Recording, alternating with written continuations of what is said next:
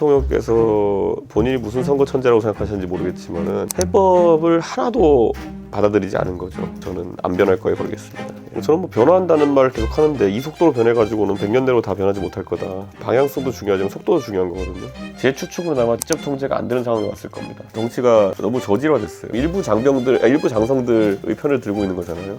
이거는 군 전체 기강이 무너진다. 정상이 아닌 얘기가 나왔을 때는 바로 깨부셔야 되거든요. 원래 특검 할 일도 아닌데 이걸 특검하게 만들어버린 거죠, 대통령이. 한동훈 위원장이 만약에 전당대회나 이런 역할을 하려고 한다면은 본인이 왜 그런 역할을 하는지에 대한 명확한 이해가 있어야 되는 거고, 철학 같은 걸 잘 설명하신 적이 별로 없거든요. 기대를 가진 국민들에게 어떻게 반응하고 대응하느냐에 달려있다 봐요. 저는 그거를 잘 해내고 싶어요.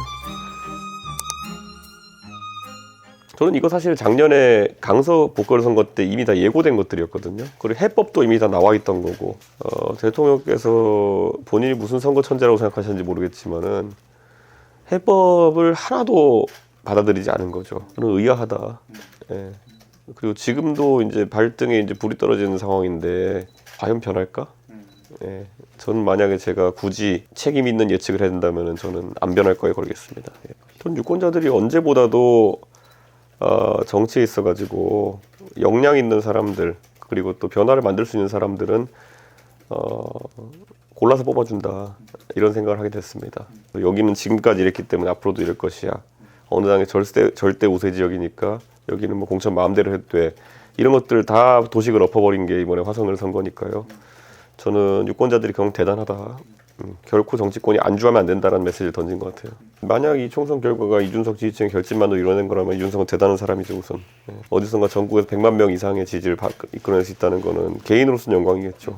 이준석이 살아가는 대로 해서 그것에 팬덤 같은 것들이 생겨서 일정한 지지를 얻을 수 있겠지만은 이게 좀 더 체계화되고 보편화되는 과정을 겪어야 된다는 생각 때문에 당을 차린 거기 때문에 뭐 새로 선임되는 지도부가 그 부분 충분히 고민하고 있을 거라 생각합니다. 저는 뭐 변화한다는 말을 계속 하는데 이 속도로 변해가지고는 100년 내로 다 변하지 못할 거다. 변하는 것도 방향성도 중요하지만 속도도 중요한 거거든요. 대통령이 그 속도 면에서 전혀 변화를 느끼지 못할 정도의 변화를 보여주고 있다, 이런 생각입니다. 지금까지 대통령의 민정수석을 두지 않겠다는 자신감은 언제든지 민감한 검찰 사무나 이런 것들도 본인 직접 통제할 수 있다 믿었을 거거든요. 제 추측으로나마 지금 직접 통제가 안 되는 상황이 왔을 겁니다. 예를 들어 직접 뭔가를 얘기했을 때 말이 새나갈 우려라든지 아니면은 안 듣는 거죠. 나중에 문제 안 되기 위해 가지고 누군가를 통해서 이제 지시를 하고 이제 정보를 받아야 되는 상황이 된 거거든요. 박근혜 정부 시절에 보면 우병우 수석 같은 분도 결국엔 그 통로 역할하다 나중에 이제 수사받고 이렇게 한 거잖아요. 그러면 지금 민정수석을 하겠다는 분도 그 역할을 감내해야 될 텐데 상당히 위험해 보입니다. 윤석열 대통령은 서로 이재명 대표 때문에 자기가 잘 될 거라 생각했고, 이재명 대표는 윤석열 대통령 때문에 잘 될 거라 생각했고, 이건 한심한 상호 의존이죠. 정치가 너무 저질화됐어요. 다뤄지는 아젠다가 저질화됐어요. 민주주의나 아니면은 뭐 경제적으로 중요한 관점들 이런 걸 놓고 벌어지는 게 아니라 이재명 대표는 뭐 돈 줄래 말래 이런 거로 귀결되고, 뭐 윤석열 대통령 잡아 넣을래 말래로 귀결되고, 이게 너무 아젠다가 천박해져가지고 저는 이거를 끌어올렸으면 좋겠어요. 야, 대통령은 지금 뭐 착각하고 있는 것 같은 게 군 통수권자라는 거는 정말 55만 대군의 전체 통수권자인데 지금 일부 장성들의 편을 들고 있는 거잖아요. 이거는 군 전체 기강이 무너진다.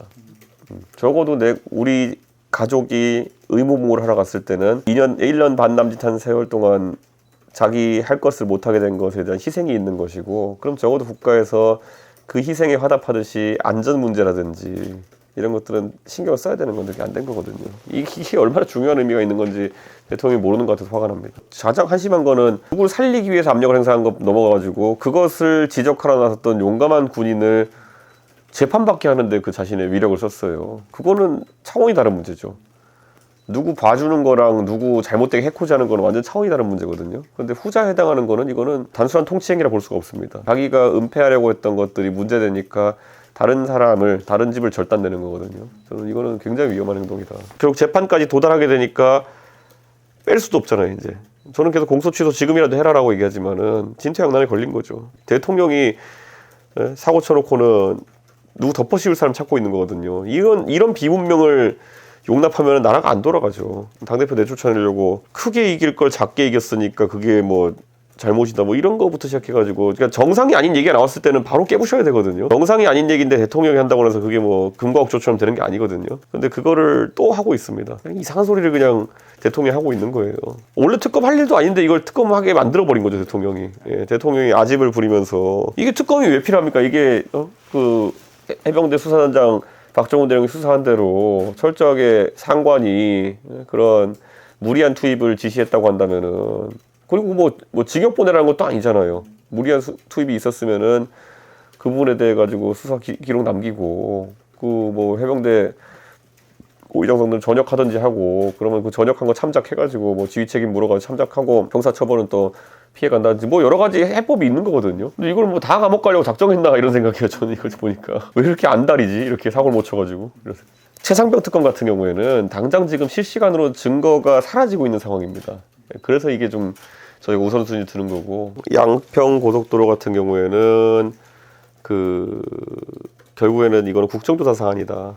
많은 국민들이 국정조사랑 이제 형사 절차랑 이제 생각해 보면 형사 절차가 더 강한 거 아니야 이렇게 보시는데 형사 절차는 필연적으로 피의자를 보호해야 되기 때문에 굉장히 불투명하게 진행됩니다.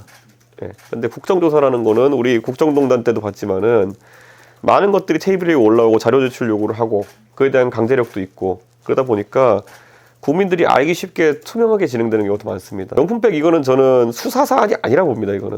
이건 이미 김건희 여사가 뭐 그렇게 하는 게 영상 찍혔고 뭐 수사할 것도 없이 이거는 김건희 여사 잘못한 거고요.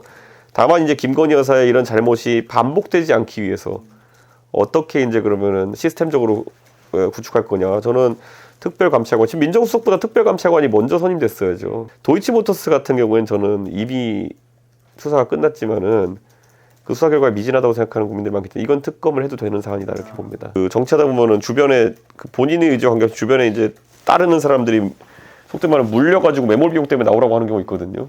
그 길로는 안 갔으면 좋겠어요.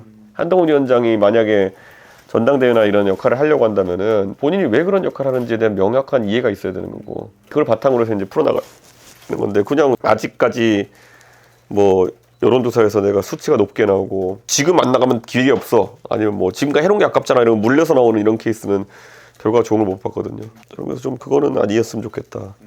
글이나 말로 자기의 생각을 이렇게 정쟁 말고 글이나 말로 자신의 철학 같은 걸 잘 설명하신 적이 별로 없거든요. 젊은 세대가 봤을 때 무슨 비전이 있느냐를 이제 얘기해줘야 되는데 삶의 궤적으로는 그게 드러나지 않고 왜냐하면 공무원이었으니까 그러면 이제 정치인으로 탈바꿈했을 때 그 비전을 세워야 되는 거는 한동훈 위원장의 과제죠. 이 당을 만들었을 때는 이 당이 결국에는 양당제 안에서도 하나의 좀 안정적이고 확고한 주체가 됐으면 좋겠다 이런 생각이 있거든요. 그걸 이번 22대 국회에서 해내는 게 목표고 과거에 이제 이런 게 있죠. 그 민주노동당이 27대 국회 처음 이제 국회 진입했을 때 저 당을 뽑아놓으면 과연 어떻게 할까?